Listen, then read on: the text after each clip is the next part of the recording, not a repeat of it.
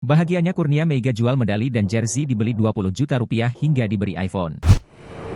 Bahagianya Kurnia Meiga dagangan diborong TikToker Willy Salim hingga capai puluhan juta. TikToker Willy Salim baru-baru ini tengah jadi sorotan publik lantaran menjumpai ex-timnas Indonesia. Willy Salim mendatangi Kurnia Meiga, kali ini bukan untuk menjenguk mantan kiper timnas ini. Kedatangannya ternyata untuk memborong barang dagangan ex-timnas Indonesia. Momen tersebut beredar salah satu diunggah Instagram Willy 27, Kamis, 7 Maret 2024, yang memperlihatkan Willy Salim saat menjumpai Kurnia Meiga. Tampak saat bersama Willy Salim, Kurnia Meiga mengenakan jersey warna merah dengan nomor punggung 1 bertuliskan namanya dan kalung medali emas melingkar di lehernya.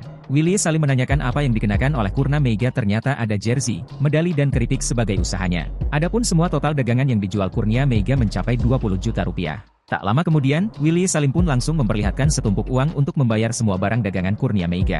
Willy Salim pun bertanya uang 20 juta rupiah itu akan digunakan untuk apa? Ia menjawab bahwa uang nanti akan dia pergunakan untuk memutar usaha keripiknya.